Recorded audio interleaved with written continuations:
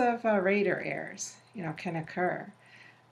We have legal standards. This is the third standard for an effective performance appraisal. So they have to meet all the EEO law criteria, of course, and we're basing these, we're going to base HR decisions on all this stuff. So we have to really be careful. Employees can challenge the results of an appraisal-based decision. And courts will look at the job relatedness of the form and accuracy of the ratings, and were appropriate safeguards in place to assure that the rater wasn't biased, that we didn't have the rater error. Was there training? Was there an audit system? Did HR look at it? All that kind of stuff, comes into play there.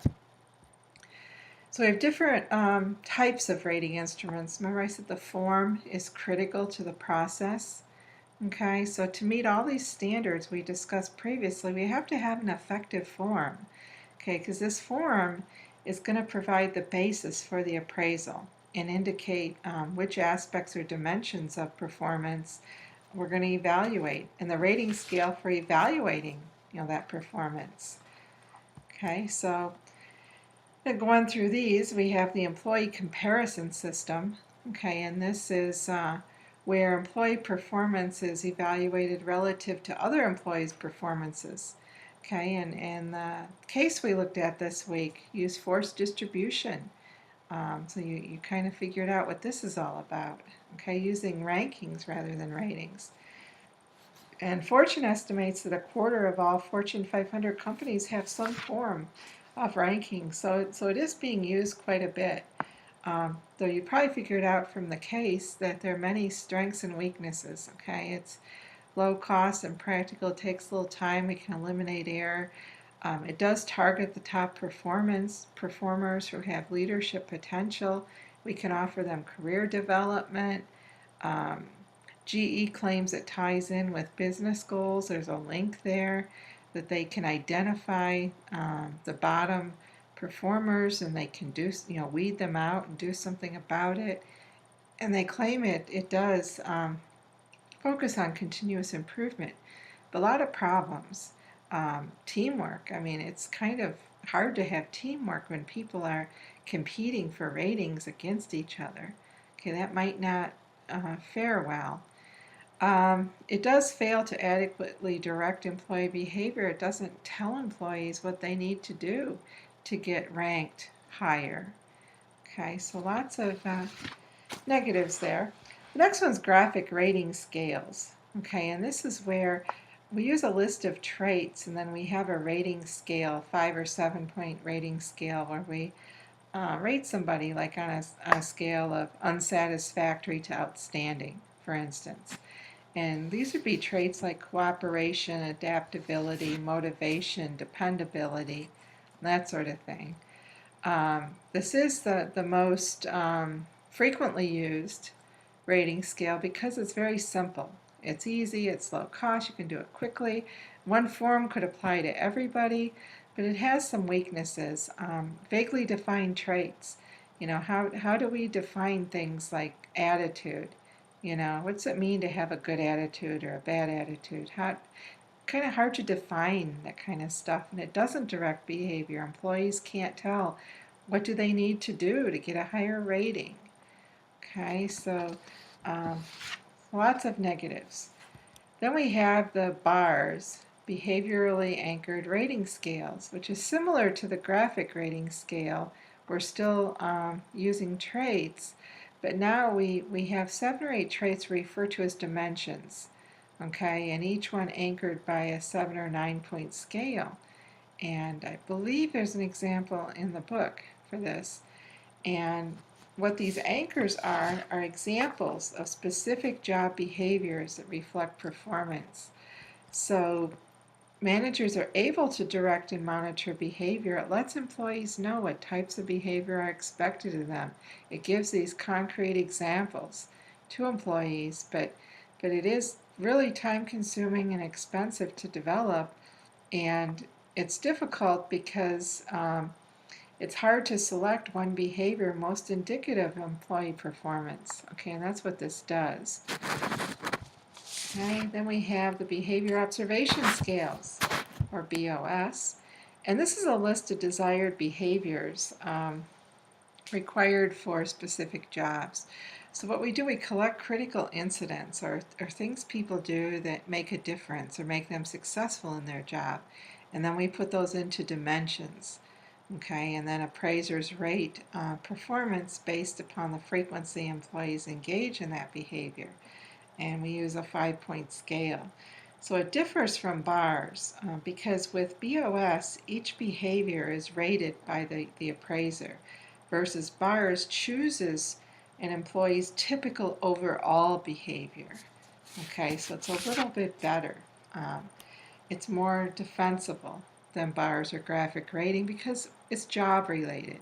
We're basing it on critical incidents or things that are important in jobs, so it's job related. We can direct behavior.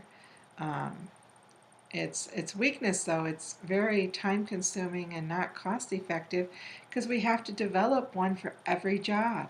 And as jobs change, we would have to keep redeveloping these instruments over and over. Excuse me. So not real cost effective. Management by objectives, MBO, which you've heard about from Management 300, is a way that managers and their employees get together and develop goals.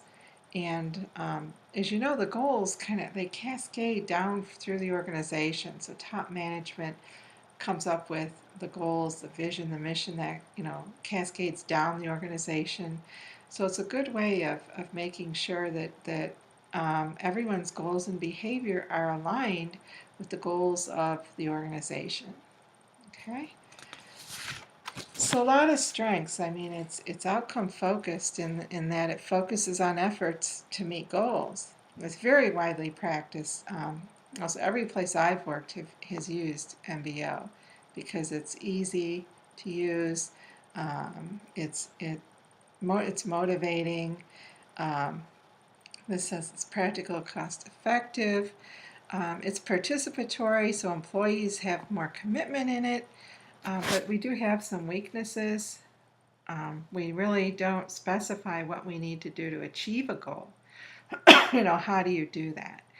Sometimes things in the external environment can affect an employee's job, and they may or may not look less or more successful. It could be out of their control. Okay, so it does create a lot of pressure and stress, okay, as well.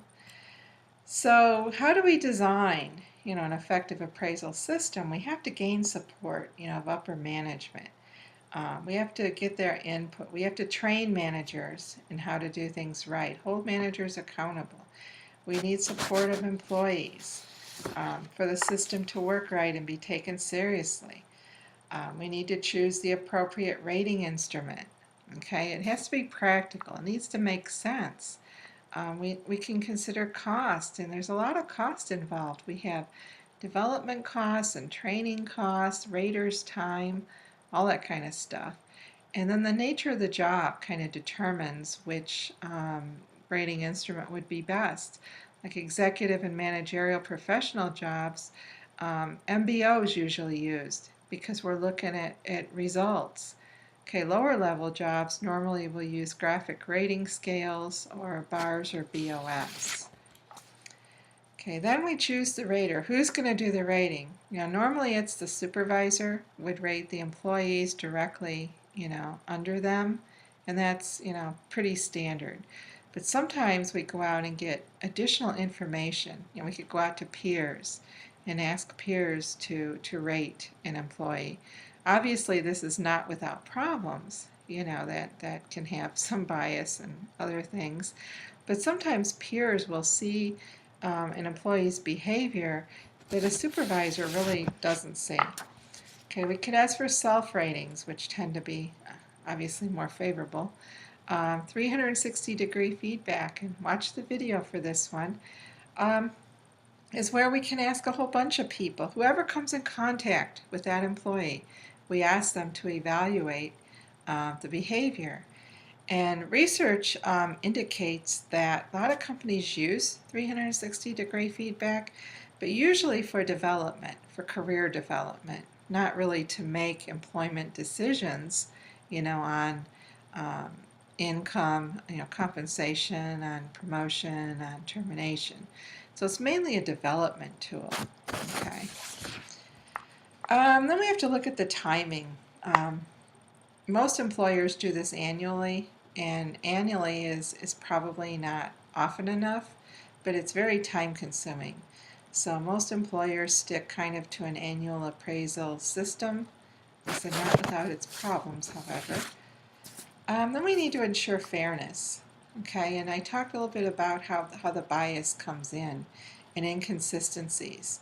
So upper level management needs to review. So all the managers reporting to me, I would review all of their um, appraisals to make sure they're excuse me, consistent and fair. There could be an appeal system. So an employee feels they got an appraisal that wasn't right or fair, they have somewhere to go. They have somewhere to go. And then HR as well, needs to kind of take a hold of that and look at that. The rest of the chapter